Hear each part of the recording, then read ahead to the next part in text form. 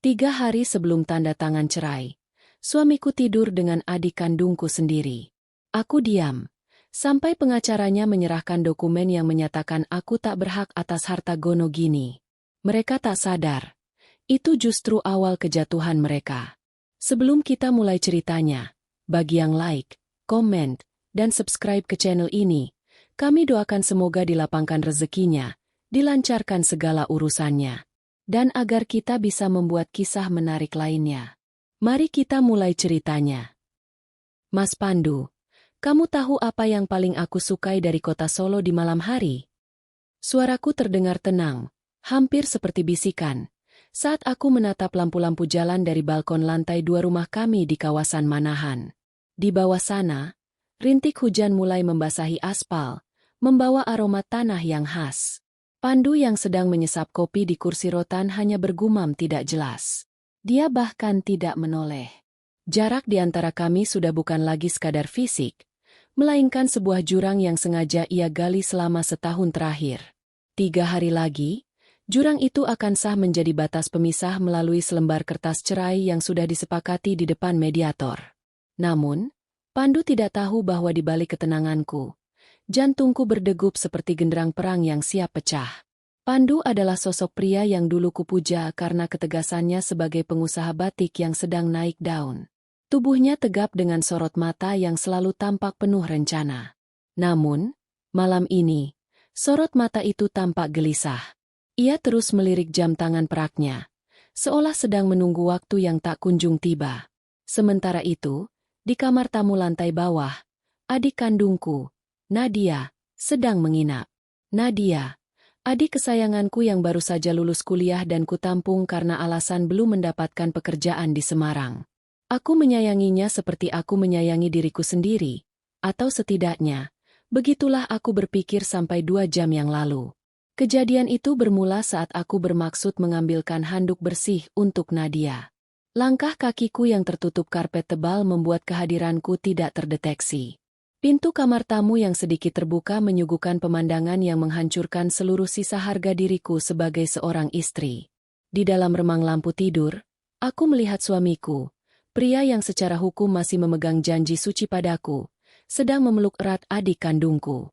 Tidak ada paksaan di sana. Nadia justru menyandarkan kepalanya di bahu Pandu dengan senyum kemenangan yang belum pernah kulihat sebelumnya. Aku mendengar bisikan Pandu yang menjanjikan kehidupan mewah setelah urusan denganku selesai. Mereka tidak sedang merencanakan perselingkuhan biasa. Mereka sedang merayakan kejatuhanku. Aku mundur perlahan, menutup mulut dengan tangan agar isak tangisku tidak pecah. Di dalam dada, rasa sakit itu berubah menjadi dingin yang membeku. Aku bukan wanita lemah yang akan menjerit-jerit meminta penjelasan saat itu juga. Jika aku melabrak mereka sekarang, aku hanya akan mendapatkan penyangkalan atau permohonan maaf palsu. Aku kembali ke balkon, berdiri dengan punggung tegak, menanti Pandu kembali ke sisiku dengan wajah tak berdosa. Saat ia akhirnya melangkah mendekat, aku menatapnya lurus. Ada kilatan ketakutan di matanya, namun ia segera menutupinya dengan senyum sinis yang biasa ia gunakan untuk merendahkanku akhir-akhir ini. Arini, sebaiknya kamu segera istirahat. Besok kita harus menemui pengacaraku untuk memastikan dokumen Gonogini itu tidak ada kendala. Kamu tahu sendiri, kondisi perusahaan sedang sulit, jadi jangan berharap terlalu banyak. Ucap Pandu dengan nada memerintah. Ia berbicara seolah-olah aku adalah beban yang harus segera dibuang. Ia tidak tahu bahwa aku sudah mengetahui segala manipulasi keuangan yang ia lakukan untuk mengosongkan rekening bersama kami. Baginya, aku hanyalah istri rumahan yang tidak mengerti rumitnya dunia bisnis tekstil di pasar Klewer. Nadia kemudian muncul dari balik pintu, mengenakan daster sutra milikku yang ia pinjam. Ia tersenyum manis, seolah-olah dia adalah malaikat penolong di tengah badai rumah tanggaku. Mbak Arini, kok belum tidur? Nanti matanya sembab. Loh, malu kalau dilihat orang saat sidang nanti, katanya dengan nada penuh simpati yang memuakan. Aku menatap adikku, mencari sisa-sisa kenangan masa kecil kami saat kami berbagi mainan dan rahasia. Kini, rahasia yang ia simpan adalah belati yang ia tancapkan tepat di jantungku. Aku membalas senyumnya, Sebuah senyum yang akan menjadi mimpi buruk mereka di kemudian hari. Malam itu, di bawah langit Solo yang kelabu, aku menyadari bahwa cinta sudah mati. Yang tersisa hanyalah kalkulasi. Pandu dan Nadia berpikir mereka telah memenangkan papan catur ini bahkan sebelum pertandingan dimulai. Mereka menganggapku pion yang bisa disingkirkan dengan mudah agar mereka bisa menguasai tahta dan harta. Namun, mereka lupa satu hal. Pion adalah satu-satunya bidak yang jika terus melangkah maju tanpa ragu, bisa berubah menjadi ratu yang paling mematikan. Aku akan membiarkan mereka menikmati 3 hari ini sebagai masa kejayaan mereka. Aku akan membiarkan mereka percaya bahwa aku keluar dari rumah ini tanpa membawa apapun kecuali air mata. Karena saat mereka mulai merayakan kemenangan di atas penderitaanku, saat itulah aku akan menarik tuas yang akan meruntuhkan seluruh dunia yang mereka bangun di atas kebohongan. Keesokan paginya, suasana di meja makan terasa begitu mencekam, meski hanya bagiku. Aroma nasi liwet yang biasanya menggugah selera kini tercium seperti bau pengkhianatan yang busuk. Pandu duduk di kepala meja, sibuk dengan ponselnya. Sementara Nadia duduk di hadapanku dengan wajah yang tampak segar, seolah ia tidak baru saja menghabiskan malam di pelukan suami kakaknya sendiri. Aku memperhatikan bagaimana cara Nadia menuangkan teh untuk Pandu, gerakan yang terlalu akrab, terlalu perhatian untuk seorang adik ipar. Ada tatapan rahasia yang mereka tukarkan di sela-sela denting sendok yang beradu dengan piring porselen. "Mbak Arini, nanti aku mau ke pasar Klewer, mau cari kain batik baru. Katanya ada motif parang yang sedang tren. Mbak mau ikut?" Tanya Nadia dengan nada riang yang dibuat-buat. Ia sedang memamerkan kedekatannya denganku di depan Pandu, seolah ingin meyakinkan pria itu bahwa semuanya terkendali. Aku menatapnya, melihat wajah yang dulu sering kusap saat ia menangis karena jatuh dari sepeda. Kini, wajah itu penuh dengan kepalsuan. "Aku ada urusan lain, Nat. Banyak yang harus disiapkan sebelum pindah rumah nanti." Jawabku tenang. Aku sengaja menekankan kata, pindah rumah, untuk melihat reaksi mereka. Pandu sedikit tersedak kopinya, sementara Nadia hanya tersenyum tipis. Mereka pasti sudah membayangkan bagaimana mereka akan mengubah dekorasi rumah ini begitu aku pergi. Mereka pasti sudah merencanakan kamar mana yang akan menjadi milik mereka. Pandu meletakkan ponselnya dengan kasar di meja. "Arini, nanti siang pengacaraku, Pak Baskoro, akan datang ke kantor. Dia sudah membawa draft akhir kesepakatan pembagian harta. Aku harap kamu tidak membuat drama. Ingat, perusahaan batik kita sedang terlilit utang besar. Aset yang tersisa hanya cukup untuk menutup kerugian operasional. Jadi, secara hukum, tidak ada yang bisa dibagi. Kamu harus mengerti posisi perusahaan," ucapnya dengan nada dingin yang mengintimidasi. Aku mengangguk pelan, berpura-pura menunduk sedih. "Aku mengerti, Mas. Aku hanya ingin semua ini cepat selesai."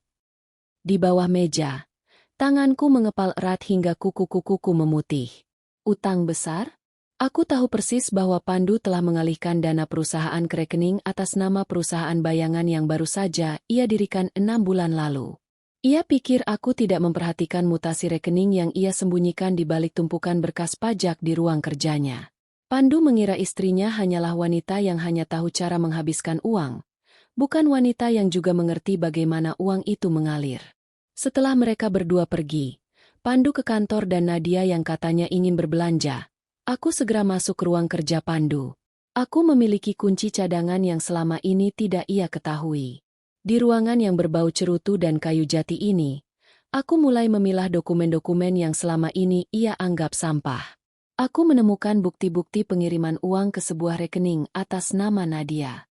Ternyata, pengkhianatan ini sudah berlangsung lebih lama dari yang kubayangkan. Adikku bukan hanya mencuri suamiku. Dia juga menjadi penampung harta yang seharusnya menjadi hakku. Hatiku perih, seakan disayat sembilu yang karatan. Bagaimana mungkin darah dagingku sendiri tega melakukan ini? Nadia adalah orang yang kubiayai kuliahnya dari hasil keringatku mengelola toko batik pertama kami di Solo Grand Mall. Tanpa bantuanku, dia tidak akan pernah bisa menginjakan kaki di pergaulan kelas atas Solo. Dan sekarang, dia menggunakannya untuk menjatuhkanku. Rasa sayang yang dulu memenuhi dadaku kini menguap, berganti dengan tekad baja. Aku tidak akan membiarkan mereka mengambil apa yang telah kubangun dengan susah payah. Aku mengambil ponsel dan menghubungi seseorang yang selama ini menjadi musuh bebuyutan Pandu di dunia bisnis. Seorang pengacara tua yang dikenal licin dan memiliki jaringan luas di Jawa Tengah. Halo, Pak Gunawan? Ini Arini. Saya rasa sekarang adalah waktu yang tepat untuk kita membicarakan investasi yang pernah Bapak tawarkan. Saya punya data yang Bapak butuhkan untuk meruntuhkan dominasi keluarga Pandu di industri batik Solo. Suara di seberang sana tertawa kecil. Suara yang penuh dengan ambisi. Aku tahu aku sedang bermain dengan api. Tapi aku lebih baik terbakar bersama mereka daripada mati kedinginan sendirian. Aku menghabiskan sisa siang itu dengan memotret setiap dokumen penting dan mengirimkannya ke folder rahasia di penyimpanan awan milikku. Aku juga memasang penyadap suara kecil di bawah meja kerja Pandu. Aku ingin mendengar setiap rencana busuk yang mereka susun untuk mendepakku. Sore harinya, saat matahari Solo mulai meredup di ufuk barat, Pandu kembali dengan wajah penuh kemenangan. Ia tidak tahu bahwa setiap langkah yang ia ambil sekarang sedang menuju jurang yang kusiapkan. Saat kami duduk di ruang tamu menanti kedatangan pengacaranya, aku melihat Nadia masuk dengan membawa banyak kantong belanjaan bermerek mahal. Dia menggunakan kartu kredit yang tagihannya masih atas namaku. Aku tersenyum dalam hati. Silakan nikmati belanjaan terakhirmu, Nadia. Karena setelah ini, bahkan untuk membeli selembar kain sisa pun, kamu tidak akan sanggup. Lelaki parubaya dengan tas jinjing kulit yang tampak mahal itu duduk di kursi jati ruang tamu kami. Namanya Baskoro. Pengacara yang sudah bertahun-tahun menjadi tangan kanan Pandu dalam urusan hukum perusahaan. Ia meletakkan sebuah map biru di atas meja marmer, tepat di depanku. Di samping Pandu, Nadia duduk dengan gaya yang seolah-olah dia adalah nyonya rumah yang sah, meskipun ia berusaha menutupinya dengan ekspresi prihatin yang dibuat-buat.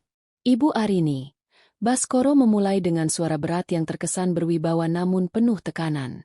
Sesuai instruksi Pak Pandu, kami telah menyusun dokumen final. Mengingat kondisi keuangan perusahaan Batik Wijaya yang sedang mengalami penurunan signifikan serta tumpukan utang di bank, maka aset rumah ini dan seluruh kendaraan akan dialihkan untuk melunasi kewajiban tersebut. Ibu Arini akan menerima dana pisah sebesar 50 juta rupiah sebagai bentuk itikat baik dari Pak Pandu. Aku menatap angka yang tertulis di kertas itu. 50 juta. Nilai itu bahkan tidak cukup untuk membeli mesin cetak batik terbaru di pabrik kami. Ini adalah penghinaan yang nyata. Selama 10 tahun aku membangun bisnis ini bersama Pandu, dari satu toko kecil hingga memiliki ratusan karyawan, dan kini mereka ingin mendepakku hanya dengan uang receh. Hanya ini? Tanyaku dengan suara bergetar, sengaja memperlihatkan kerapuhan. Aku ingin mereka melihatku sebagai wanita yang kalah. Wanita yang sedang memohon belas kasihan. Pandu menyandarkan tubuhnya, menyilangkan kaki dengan angkuh. Arini, kamu harus realistis. Aku sudah cukup baik tidak membebankan utang perusahaan kepadamu. Jika kita hitung secara adil, kamu sebenarnya harus ikut membayar cicilan bank yang menunggak. 50 juta itu adalah uang pribadiku, bukan dari perusahaan. Ambillah, cari kontrakan kecil di pinggiran Solo, dan mulailah hidup baru. Nadia menyentuh lenganku. Aktingnya sangat luar biasa. Mbak, terima saja. Mas Pandu benar. Kasihan Mas Pandu kalau harus menanggung semuanya sendirian. Aku juga akan membantu Mbak kalau nanti Mbak kesusahan. Tapi untuk sekarang, ini yang terbaik agar semua cepat selesai. Aku menepis tangan Nadia secara halus, berpura-pura menyeka air mata yang sebenarnya tidak ada. 3 hari lagi kita akan tanda tangan di pengadilan, kan? Apa aku punya pilihan lain?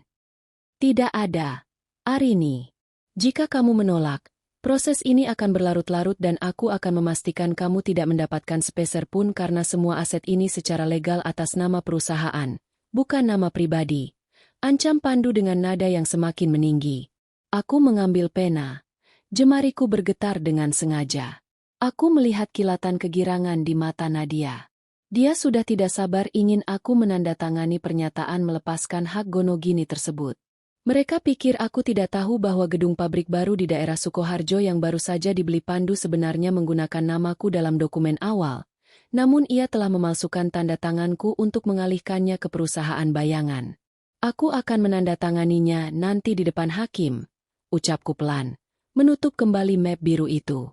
Aku butuh waktu 2 hari untuk mengemasi barang-barangku dari rumah ini. Aku harap kalian bisa memberiku privasi. Baskoro dan Pandu bertukar pandang. Mereka merasa di atas angin. Baiklah, 2 hari. Jangan lebih dari itu.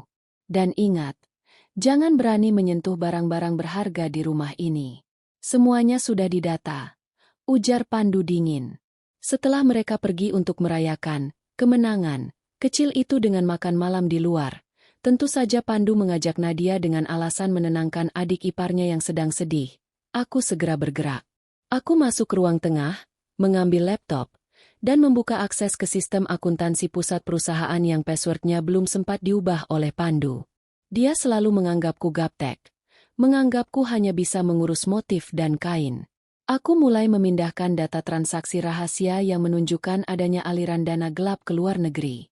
Tak hanya itu, aku menemukan bukti bahwa Pandu melakukan penggelapan pajak dalam jumlah miliaran rupiah. Semua bukti itu aku rangkai dalam satu berkas digital yang sangat rapi. Di Solo, nama baik adalah segalanya. Sekali noda hitam terpercik, maka seluruh relasi bisnis akan berbalik arah. Aku juga menghubungi seorang informan yang bekerja di bank tempat Pandu menyimpan aset rahasianya. Ternyata, Pandu telah menjaminkan rumah ini untuk pinjaman baru yang ia gunakan untuk membeli apartemen mewah atas nama Nadia di Yogyakarta. Betapa rapinya mereka bermain. Namun, mereka lupa bahwa aku adalah orang yang memegang kunci gudang utama tempat semua kontrak asli disimpan. Aku tersenyum menatap layar laptop. Di luar, hujan turun semakin deras membasahi kota Solo. Langit malam seolah ikut bersiap menghadapi badai yang akan kupicu. Pandu dan Nadia sedang berdansa di atas bara api. Dan aku adalah orang yang memegang bensinnya. Mereka pikir ini adalah akhir dari perjalananku. Padahal ini adalah babak pertama dari kehancuran mereka yang paling menyakitkan. 2 hari sebelum hari penandatanganan, suasana rumah di manahan itu terasa asing. Pandu dan Nadia sudah tidak lagi berusaha menutupi kedekatan mereka di hadapanku. Mereka seolah menganggapku sebagai hantu, sosok yang sudah tidak punya kuasa dan akan segera lenyap dari kehidupan mereka. Pagi itu, aku melihat Nadia keluar dari kamar utama, kamarku dan Pandu, dengan rambut yang masih basah dan senyum yang sangat lebar. Ia mengenakan jubah mandi sutra berwarna merah hati, salah satu hadiah ulang tahun dari Pandu yang dulu sangat kupuja. Mbak Arini, maaf ya, aku tadi pakai kamar mandi di atas karena keran di bawah mati, ucap Nadia tanpa rasa bersalah sedikit pun. Matanya berkilat, menantangku untuk marah. Aku hanya tersenyum tipis sambil melipat pakaian ke dalam koper besar. Pakai saja, Nat. Sebentar lagi kan memang semuanya akan jadi milikmu. Nadia tampak terkejut dengan reaksiku yang begitu pasrah. Ia mungkin mengharapkan aku berteriak, menjambak rambutnya, atau setidaknya menangis histeris. Namun, aku tetap tenang. Ketenangan adalah senjata yang paling mematikan bagi lawan yang sombong. Aku terus memasukkan pakaianku, namun bukan sembarang pakaian. Di balik lipatan kain-kain itu, aku telah menyisipkan berkas-berkas asli kepemilikan tanah di daerah Colomadu yang selama ini Pandu cari-cari. Ia mengira berkas itu hilang di kantor lama, padahal aku telah mengamankannya sejak lama. Setelah Nadia pergi, aku segera keluar rumah menuju sebuah kedai kopi kecil di daerah Solo Baru. Di sana, Pak Gunawan sudah menungguku. Pengacara tua itu menyesap kopinya dengan tenang. Di hadapannya terdapat tumpukan dokumen yang sudah aku kirimkan salinannya melalui surat elektronik semalam. Ibu Arini, ini sangat berisiko. Jika Anda membongkar ini di pengadilan lusa, suami Anda tidak hanya akan kehilangan hartanya, tapi dia bisa berakhir di penjara karena penggelapan pajak dan pemalsuan dokumen negara, ujar Pak Gunawan dengan nada serius. Itu memang tujuanku, Pak. Dia ingin aku keluar dari rumah itu tanpa membawa apapun. Jadi, aku akan memastikan dia juga tidak punya apapun untuk dinikmati bersama adikku, jawabku tegas. Pak Gunawan mengangguk. Saya sudah memverifikasi rekening bayangan yang Anda sebutkan. Ternyata, Pandu tidak bekerja sendirian. Ia dibantu oleh oknum di bank untuk memalsukan tanda tangan Anda dalam persetujuan kredit macet yang sengaja diciptakan untuk mempilotkan perusahaan Batik Wijaya. Secara hukum, jika kita bisa membuktikan pemalsuan ini, maka semua aset perusahaan akan kembali ke status quo, dan Anda memiliki hak suara 50% sebagai pendiri. Lakukan apa yang harus dilakukan, Pak. Saya ingin semua aset itu dibekukan tepat 1 jam sebelum sidang dimulai lusa. Perintahku. Sepulangnya dari pertemuan itu, aku mampir ke toko emas langgananku di Jalan Coyudan. Aku menjual beberapa perhiasan sisa yang tidak terdaftar dalam inventaris Pandu. Aku butuh uang tunai untuk biaya tak terduga. Saat sedang menunggu proses transaksi, aku melihat mobil Pandu terparkir di depan sebuah toko jam tangan mewah di seberang jalan. Aku melihatnya turun bersama Nadia. Mereka tertawa lepas, masuk ke toko itu, dan keluar dengan kantong belanjaan yang besar. Mereka benar-benar sedang merayakan kemiskinanku dengan uang yang seharusnya menjadi hak karyawan pabrik yang bulan ini gajinya dipotong dengan alasan efisiensi. Amuk di dadaku semakin membara, namun aku menekannya dalam-dalam. Aku pulang ke rumah dan mendapati Pandu sedang berada di ruang kerjanya. Tampak panik membongkar laci-laci. "Arini, kamu lihat sertifikat tanah di Colomadu? Aku tahu aku menyimpannya di brankas ini." Bentaknya saat aku melewati pintu ruang kerjanya. Aku bersandar di bingkai pintu, menatapnya dengan tatapan kosong. "Bukannya kamu bilang semua aset sudah habis untuk bayar utang, Mas? Kenapa masih cari sertifikat tanah?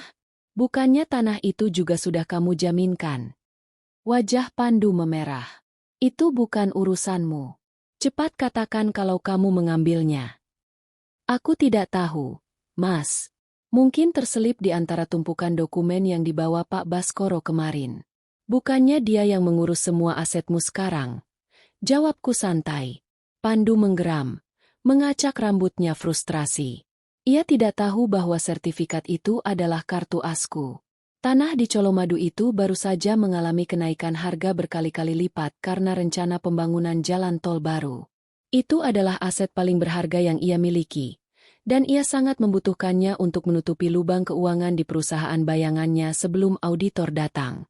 Malam itu, aku duduk di pojok kamar yang sudah hampir kosong. Aku mendengarkan rekaman dari penyadap yang kupasang di ruang kerja Pandu melalui ponselku.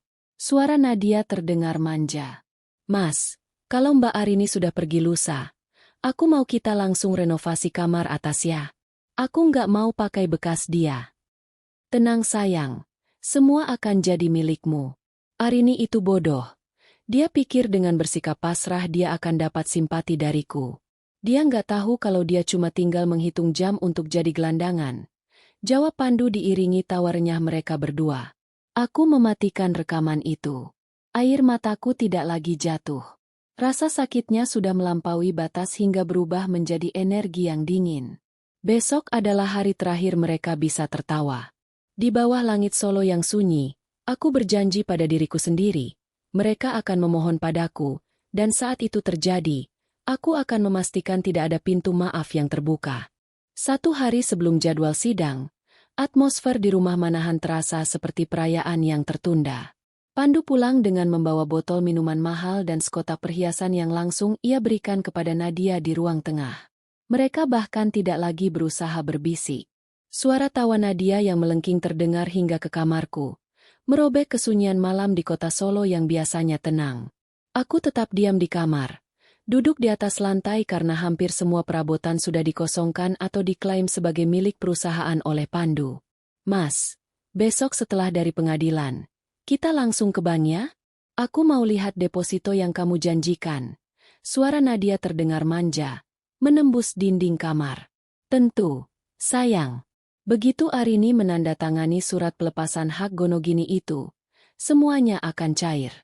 Dia pikir dia sangat mulia dengan mengalah, padahal dia hanya menyerahkan lehernya sendiri untuk kita penggal. Sahut Pandu dengan suara berat yang penuh kemenangan. Aku tersenyum getir di kegelapan. Mereka benar-benar tidak sabar. Malam itu, Aku keluar kamar menuju dapur untuk mengambil air minum. Aku berpapasan dengan Nadia yang sedang bercermin di lorong, mencoba kalung berlian baru yang jelas-jelas dibeli dengan uang operasional pabrik. Ia menoleh padaku dengan tatapan meremehkan, seolah aku adalah pelayan yang lupa diri. "Mbak Arini belum tidur? Oh, mungkin Mbak sedang bingung ya besok mau tidur di mana?" Nadia terkekeh. Tangannya membelai kalung itu dengan bangga. "Kalau Mbak butuh tempat, aku punya kenalan pemilik kos-kosan murah di daerah belakang kampus. Ya, setidaknya cukup untuk Mbak yang sekarang tidak punya apa-apa." Aku berhenti melangkah, menatap matanya dalam-dalam. "Nadia, kamu tahu kenapa kain batik motif parang dulu hanya boleh dipakai oleh raja?" Nadia mengernyitkan dahi, tampak terganggu dengan pertanyaanku yang tidak nyambung. "Mana aku tahu, dan aku tidak peduli. Karena motif itu melambangkan ombak samudera yang tidak pernah berhenti bergerak. Kekuasaan itu seperti ombak, Nat, kadang di atas, tapi dalam sekejap bisa menyeret apapun ke dasar laut yang paling dalam. Kamu harus hati-hati, karena ombakmu mungkin akan segera pecah di karang." Ucapku dengan nada datar yang membuat senyum di wajah Nadia perlahan memudar. "Mbak jangan sok puitis deh. Besok Mbak akan jadi janda miskin, itu faktanya." Ketusnya sebelum berlalu pergi dengan hentakan kaki yang kasar. Aku melanjutkan langkah ke dapur. Namun tujuanku sebenarnya bukan air minum. Di bawah kabinet wastafel, aku mengambil sebuah tas kecil yang sudah kusiapkan. Di dalamnya terdapat salinan kunci gudang arsip lama perusahaan yang terletak di pinggiran Solo, daerah Pajang. Aku harus memastikan satu dokumen terakhir aman, buku besar ganda yang disimpan mendiang ayah Pandu, yang membuktikan bahwa separuh modal awal perusahaan Batik Wijaya adalah warisan mutlak dari ibuku, bukan milik keluarga Pandu. Jika aku memegang ini, posisi Pandu sebagai direktur utama bisa digugat secara hukum waris. Pukul 1 dini hari, saat seluruh rumah sudah terlelap, aku menyelinap keluar. Aku menggunakan taksi daring menuju gudang tua itu. Suasana di Pajang sangat sepi. Hanya suara jangkrik dan embusan angin yang menggoyang pohon-pohon besar. Dengan tangan gemetar namun pasti, aku membuka pintu gudang yang berderit. Debu tebal menyambutku. Setelah mencari selama hampir 1 jam di antara tumpukan kertas yang menguning, aku menemukannya. Sebuah buku catatan bersampul kulit tua dengan stempel basah notaris tahun 90-an. Inilah bukti yang akan meruntuhkan seluruh argumen Baskoro besok. Pandu mengklaim perusahaan itu milik keluarganya secara turun-temurun, padahal dokumen ini menyatakan bahwa ibuku adalah pemilik saham mayoritas yang sah yang hanya dipinjamkan pengelolaannya kepada ayah Pandu. Aku kembali ke rumah sebelum subuh, masuk lewat pintu belakang dengan hati-hati. Saat aku sampai di depan kamar, aku mendengar suara rintihan dari dalam kamar utama. Aku tahu itu suara siapa. Hatiku tidak lagi hancur. Ia sudah menjadi abu yang dingin. Aku masuk ke kamarku sendiri, memeluk buku tua itu, dan memejamkan mata untuk terakhir kalinya di rumah ini. Esok pagi adalah penentuan. Besok, seluruh warga Solo akan tahu siapa sebenarnya Pandu Wijaya. Besok, adik kesayanganku akan belajar bahwa pengkhianatan memiliki bunga utang yang sangat tinggi. Dan besok, aku tidak akan lagi menjadi Arini yang lemah. Aku akan menjadi badai yang menghapus jejak kaki mereka dari tanah ini. Pagi terakhir di rumah Manahan terasa begitu dingin, meski matahari Solo mulai memanjat cakrawala dengan teriknya yang khas. Aku terbangun sebelum alarm berbunyi, mengenakan kebaya kutu baru berwarna hitam pekat dengan kain batik motif Sobat Jagat. Hitam adalah warna duka, namun bagiku hari ini, itu adalah warna kekuatan. Di ruang tengah, Pandu sudah rapi dengan kemeja batiknya. Tampak gagah namun di mataku ia tak lebih dari sekadar raga yang kosong. Di sampingnya, Nadia mengenakan gaun berwarna merah menyala yang sangat kontras. Seolah ia sedang bersiap menghadiri pesta pernikahan, bukan sidang perceraian kakaknya. "Sudah siap, Arini? Jangan sampai terlambat. Pak Baskoro sudah menunggu di pengadilan agama," ujar Pandu tanpa menatap mataku. Ia sibuk memeriksa kelengkapan map biru yang kemarin ia pamerkan. "Aku sudah siap, Mas. Sangat siap." Jawabku dengan nada yang begitu tenang hingga membuat Pandu sempat terhenti sejenak dan menatapku penuh selidik. Namun, kesombongannya segera mengalahkan instingnya. Kami berangkat dalam satu mobil. Sebuah perjalanan paling sunyi yang pernah kurasakan. Di sepanjang jalan menyusuri Slamet Riyadi, aku menatap deretan pohon-pohon besar yang saksi bisu perjuanganku membangun bisnis bersama pria di sampingku ini. Nadia duduk di kursi belakang, sibuk memulas gincu dan sesekali bersenandung kecil. Ia sama sekali tidak memiliki rasa malu atau empati. Baginya, aku hanyalah penghalang yang sebentar lagi akan tersingkir. Sesampainya di kantor pengadilan, Pak Baskoro menyambut kami dengan senyum profesional yang dingin. Kami digiring ke sebuah ruangan tunggu sebelum masuk ke ruang sidang. Di sana, Nadia dengan berani duduk di sebelah Pandu. Bahkan tangannya sesekali mengelus lengan suamiku di depan mataku. "Mbak Arini, nanti kalau sudah tanda tangan, jangan lupa kunci rumah dititipkan ke aku saja ya. Biar Mbak nggak perlu balik lagi ke rumah itu. Capek kan kalau harus bolak-balik?" Ucap Nadia dengan nada bicara yang manis namun berbisa. Aku menoleh padanya, memberikan senyuman paling tulus yang bisa kuberikan. "Tentu, Nat. Aku akan memberikan semua yang memang pantas kalian dapatkan hari ini." Pandu mendengus. "Baguslah kalau kamu sadar diri. Ingat, Arini, ini semua demi kebaikanmu juga. Dengan melepaskan tuntutan Gonogini, kamu bersih dari segala lilitan utang perusahaan. Kamu harusnya berterima kasih padaku karena aku masih mau memberimu uang pisah." Tepat saat itu, pintu ruang sidang terbuka. Namun, sebelum kami masuk, seorang pria tua dengan jas abu-abu yang rapi melangkah mendekat ke arah kami. Itu adalah Pak Gunawan. Di belakangnya, dua orang pria berseragam dinas dari kantor pajak dan seorang petugas dari kepolisian daerah mengikuti dengan langkah tegap. Wajah Pandu mendadak pucat pasi. "Selamat pagi, Saudara Pandu Wijaya." Suara Pak Gunawan menggema di koridor yang sunyi itu. "Saya di sini sebagai kuasa hukum Ibu Arini. Sebelum sidang perceraian ini dilanjutkan dengan agenda pembagian harta, kami telah mengajukan gugatan provisi ke Pengadilan Negeri untuk membekukan seluruh aset saudara atas dugaan tindak pidana pencucian uang dan pemalsuan dokumen otentik." Baskoro langsung berdiri, wajahnya menegang.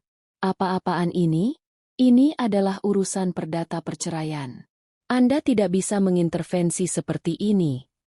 "Oh, tentu bisa, Rekan Baskoro," sahut Pak Gunawan sambil menyodorkan selembar dokumen resmi yang telah dilegalisir. "Kami memiliki bukti bahwa Saudara Pandu telah mengalihkan dana perusahaan secara ilegal ke rekening atas nama Nadia Paramita, yang mana dana tersebut merupakan hak Ibu Arini sebagai pemegang saham mayoritas berdasarkan akta waris ibu kandungnya. Selain itu, petugas dari kantor pajak di sini ingin mengonfirmasi mengenai laporan ganda yang Anda buat selama 3 tahun terakhir." Nadia berdiri dengan gemetar. Wajahnya yang tadi merah merona kini putih pucat seperti kapas. Apa maksudnya ini? Mas Pandu, ini tidak benar, kan?" Pandu mencoba bicara, namun suaranya tercekat di tenggorokan. Ia menatapku dengan mata yang penuh amarah sekaligus ketakutan yang luar biasa. Aku melangkah mendekat, berdiri tepat di depan adik kandungku yang kini menciut di balik punggung Pandu.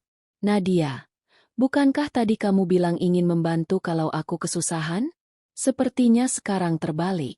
Aku yang akan melihat bagaimana kamu berjuang saat semua rekening atas namamu dibekukan oleh negara." Bisikku tepat di telinganya. "Arini, kamu keterlaluan. Kamu mau menghancurkanku?" teriak Pandu, menarik perhatian orang-orang di koridor. "Aku tidak menghancurkanmu, Mas. Aku hanya mengembalikan kejujuran ke dalam hidup kita. Kamu yang membangun istana ini di atas pasir hisap. Aku hanya menunjukkan di mana letak lubangnya," jawabku tenang. Petugas kepolisian kemudian melangkah maju. "Saudara Pandu, kami meminta Anda untuk ikut ke kantor setelah urusan di sini selesai untuk memberikan keterangan terkait dugaan pemalsuan tanda tangan pada dokumen kredit bank. Dan Saudari Nadia, Anda juga diminta hadir sebagai saksi kunci atas aliran dana tersebut." Nadia jatuh terduduk di kursi tunggu. Air mata mulai mengalir menghapus riasan mahalnya. Pandu gemetar hebat. Tangannya yang tadi angkun kini terkulai lemas. Map biru yang ia bawa terjatuh ke lantai. Isinya berhamburan. Dokumen-dokumen yang tadinya ia pikir akan menjadikanku gelandangan, kini hanyalah tumpukan kertas tak berguna yang akan menyeretnya ke balik jeruji besi. Inilah awal dari kejatuhan mereka yang sesungguhnya. Ruang sidang yang dingin itu mendadak terasa makin menghimpit bagi Pandu dan Nadia. Hakim ketua baru saja mengetuk palu untuk menunda sidang perceraian, karena adanya sengketa kepemilikan aset yang lebih besar. Di luar ruang sidang, kericuhan kecil terjadi. Pak Baskoro mencoba melakukan pembelaan hukum dengan suara yang semakin meninggi, namun argumennya langsung dipatahkan oleh dokumen-dokumen asli yang dikeluarkan oleh Pak Gunawan. Mas, lakukan sesuatu. Kenapa mereka bilang rekeningku akan dibekukan? Itu uangku, Mas. Nadia menjerit histeris di pojok koridor. Ketangguhannya yang tadi ia pamerkan di meja makan kini hancur lebur. Ia tampak seperti anak kecil yang kehilangan arah, bukan lagi wanita simpanan yang penuh kemenangan. Pandu tidak menjawab. Matanya tertuju pada tumpukan kertas di tangan petugas pajak. Ia tahu bahwa setiap rupiah yang ia sembunyikan telah terlacak. Ia menatapku dengan sorot mata yang sulit diartikan, antara benci yang mendalam dan ketidakpercayaan bahwa istri yang ia anggap remeh bisa melakukan serangan secanggih ini. "Arini, kita bisa bicarakan ini secara kekeluargaan," ujar Pandu dengan suara parau, mencoba mendekatiku. "Kita masih suami istri. Kamu tidak perlu melibatkan polisi. Kalau kamu mau harta itu, ambil saja semuanya. Tapi tolong, cabut laporan ini." Aku menatapnya dengan pandangan kosong. "Kekeluargaan, Mas? Di mana rasa kekeluargaan itu saat kamu tidur dengan adikku di rumah yang aku bangun dengan darah dan keringat? Di mana rasa kekeluargaan itu saat kamu memaksaku menandatangani surat yang akan menjadikanku gelandangan?" "Aku hilaf. Arini." "Nadia yang menggodaku," teriak Pandu tiba-tiba, menunjuk ke arah Nadia. Nadia terbelalak. "Apa? Mas, kamu yang bilang kamu mencintaiku. Kamu yang bilang Mbak Arini itu beban." Pertunjukan memuakan itu terjadi di depan mataku. Dua orang yang sebelumnya bersekongkol untuk menghancurkanku kini saling cakar demi menyelamatkan diri masing-masing. Mereka adalah tikus-tikus yang sedang mencoba melompat dari kapal yang tenggelam. Aku hanya berdiri di sana, menyaksikan betapa rapuhnya ikatan yang dibangun di atas pengkhianatan. Cinta yang mereka agung-agungkan ternyata hanya sebatas harta yang kini sedang menguap di depan mata. Petugas dari kantor pajak mulai membacakan daftar pelanggaran administratif yang dilakukan perusahaan di bawah kepemimpinan Pandu. Berdasarkan data yang kami terima, ada ketidaksesuaian antara laporan pajak tahunan dengan omzet sebenarnya yang masuk rekening saudari Nadia Paramita. Total denda dan kekurangan bayar mencapai angka miliaran rupiah. Jika tidak segera dilunasi, aset tetap perusahaan akan disita oleh negara. Pandu terduduk di lantai koridor pengadilan yang dingin. Ia tahu bahwa kekayaannya di Solo, reputasinya sebagai pengusaha sukses, dan pengaruhnya di pasar Klewer akan habis dalam semalam. Berita ini akan menyebar cepat di antara para pedagang batik. Di kota sekecil Solo, kabar tentang pengusaha yang menggelapkan pajak dan mengkhianati istrinya dengan adik sendiri adalah noda yang tidak akan pernah luntur. Aku melangkah mendekati mereka berdua untuk terakhir kalinya. Aku membungkuk, menyejajarkan wajahku dengan wajah Nadia yang kini sembab dan kuyu. "Ingat kata-kataku tentang ombak parang, Nat? Kamu pikir kamu bisa mencuri hidupku dan memakainya seperti baju baru. Sekarang, bajumu sudah sobek, dan kamu tidak punya apa-apa lagi untuk menutupi malumu." Lalu aku beralih pada Pandu. "Mas, terima kasih untuk 10 tahun ini.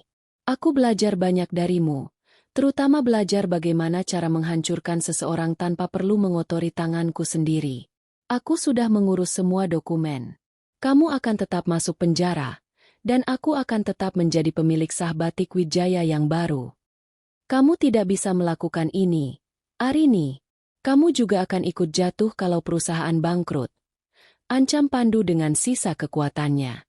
"Perusahaan tidak akan bangkrut, Mas. Perusahaan bayanganmu yang akan bangkrut. Batik Wijaya yang asli sudah aku amankan di bawah bendera perusahaan baru sejak 1 bulan yang lalu.